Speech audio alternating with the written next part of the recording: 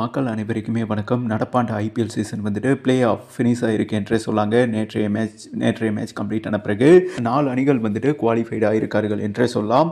ஒன்று வந்துட்டு GT, second team வந்துட்டு ஆர்சிபி, 3வது டீம் வந்துட்டு பஞ்சாப், 4வது டீம் வந்துட்டு அண்ட் எம்ஐ குவாலிஃபைட் ஆயிருக்காங்க என்றே சொல்லலாம். நேற்றைய மேட்ச்சில் வந்துட்டு நடப்பாண்ட ஐபிஎல்ல டிசி அண்ட் எம்ஐ மோதினாங்க இல்லையா, 2 பேருக்குமே வந்துட்டு வால்வாசாவா போட்டி நாக் அவுட் மேட்சுங்க. ஆனால் மிகப்பெரிய சூதாட்டம் நடந்திருக்கிறதா ஒரு முக்கியமான செய்தி வந்திருக்கு. அதற்கு டெல்லியும் அக்செப்ட் பண்ணியிருக்காங்க. கேஎல் ராகுல் வந்துட்டு ஒரு முக்கிய ஸ்டேட்மெண்ட் வந்துட்டு கொடுத்துருக்காருங்க. வெளிப்படையாக வந்துட்டு பேசியிருக்காரு. ஏன்னா அவர் லக்னோ டீமில் விளையாண்டாரு, பஞ்சாப் டீமில் விளையாண்டாரு. அவருக்கு ஒரு பாசிட்டிவ் வைப்பே இல்லைங்க. அதனால தான் என்னடா கம்ப்ளீட்டாக நெகட்டிவ் வைப் இருக்குன்னு சொல்லிட்டு வெளியே வந்தார். வெளியே வந்துட்டு புது பிரான்சஸுக்கு ப்ளே பண்ணார். ஏன்னா கேஎல் ராகுலை வந்துட்டு கேப்டன் பண்ணுங்க ப்ரோன்னு சொல்லியிருந்தாங்க. ஆனால் இல்லை ப்ரோ, நான் கேப்டன் பண்ணல ப்ரோ, பட்டதெல்லாம் போதும், நான் வந்துட்டு ஒரு பிளேயராக மட்டும் இருக்கிறேன் ப்ரோ அப்படின்னு சொல்லிட்டு தான் டிசி டீமில் விளையாண்டார். அதிக மணி சென்ட் பண்ணி அவர் எடுத்திருந்தாங்க. பட் இந்த சூழலில் மீண்டும் மிகப்பெரிய நெகட்டிவ்ங்க. இந்த சீசன் ஆரம்பிக்கும் போது எல்லாருக்கிட்டையும் கேட்டிங்கன்னா என்ன சொல்லியிருப்பாங்க, டிசி ஈஸியாக ஒன் வேவாக வந்துட்டு இந்த ஐபிஎல் ட்ராஃபியை வின் பண்ணிடுவாங்க, ஏன்னா அந்த பவரில் ப்ளே பண்ணாங்க. பட் அதுக்கப்புறம் செகண்ட் சீசனில் தொடர்ந்து ஒரு 6 மேட்ச் தோத்துட்டாங்க என்றே சொல்லாங்க. எந்த ஒரு இன்டென்ட்டுமே இல்லை, கண்டென்ட்டும் இல்லை. கேஎல் ராகுல் மட்டும்தான் சிறப்பாக ப்ளே பண்ணார். அதுவும் நேற்றைய மேட்ச் பார்த்தீங்கன்னா வெறும் 180 ரன் தான் அடிச்சிருந்தாங்க எம்ஐ. அதை வந்துட்டு இவங்க சேஸ் பண்ணலாம். அதற்கு முன்னாடியே ஒரு மிகப்பெரிய சூதாட்டம் நடந்திருக்குங்க. அதாவது ஹர்திக் பாண்டியா பேப்பர் வாங்கி நடுவர்கள்கிட்ட உரையாடி இருக்காருங்க. அதே மாதிரி டக் அவுட்டில் வந்துட்டு எம்ஐ ஓனர் சிக்னல் கொடுத்துக்கிட்டே இருந்திருக்காங்க. அந்த நடுவர்களை வந்துட்டு குதிரை பேரத்துக்கு ரொட்டேட் பண்ணிக்கிட்டே இருந்தாங்க. அதனால நடுவர்களும் பார்த்தீங்கன்னா இவங்களுக்கு சாதகமாக தான் செயல்பட்டாங்க, எம்ஐக்கு சாதகமாக தான் கம்ப்ளீட்டாக செயல்பட்டார்கள். ஏன்னா பரோல் இருக்கார் இல்லையா, பெட்ரோல்னு சொல்லுவாங்க. சில நேரம் அப்படி ஒரு ஃபன்னாக பேசுவேன், ஓகேவா. அதனால வந்துட்டு என் பேரை வந்துட்டு மாற்றி சொல்கிறானேன்னு நினச்சிடாதீங்க, ஓகேவா. பெட்ரோல் வந்துட்டு ஸ்டெம்பிங்கே இல்லைங்க, கிரீஸில் இருந்தது கால். ஆனால் வந்துட்டு அவுட் கொடுத்துட்டானுங்க. அது அவுட்டே கிடையாது, டிஸ்பிளேல கூட அதை ஷோ பண்ணுறேங்க. இந்த மாதிரி ஒரு இல்லீகல் பண்ணானுங்க. மேலும் பேப்பர் மூலம் வந்துட்டு நடுவர்களோட வந்துட்டு கனெக்டில் இருந்தாங்க என்றே சொல்லாங்க. அதான் முக்கியமான நேரம், பிளே ஆஃப் வந்துட்டு இந்த மேட்ச் ஜெயிச்சா தான் உள்ளே போக முடியும்.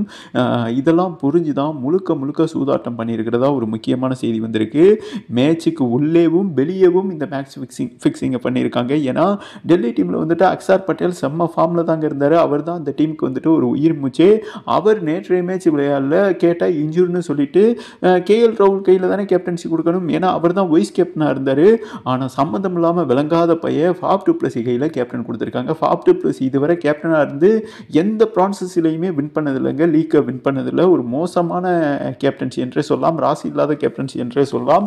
அவர் கையில் கொடுத்தாங்க. நேற்று டெல்லி விளையாண்டதை பார்த்தீங்களா, எந்த ஒரு இன்டென்ட்டும் இல்லை, கண்டென்ட்டும் இல்லைங்க.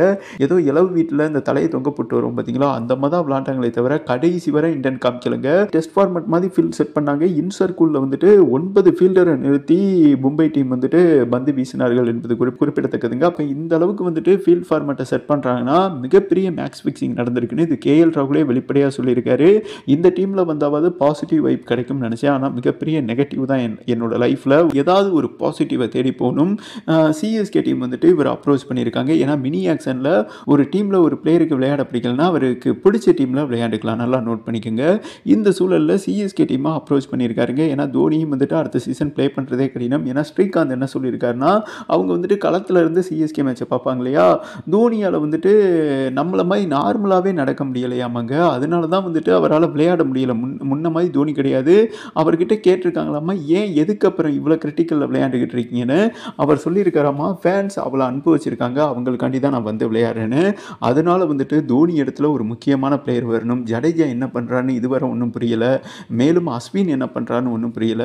ஜடேஜா வந்துட்டு டெல்லி டீம் கிட்ட கொடுத்துட்டு ட்ரெட் மெத்தட்னு சொல்லுவாங்க, மிட் ட்ரான்ஸ்ஃபர் மெத்தட்னு சொல்லுவாங்க, அவர் அங்கே கொடுத்துட்டு அதாவது கேஎல் ராகுலை சிஎஸ்கே பிக் பண்ண போகிறதா ஒரு முக்கியமான செய்தி வந்திருக்குங்க.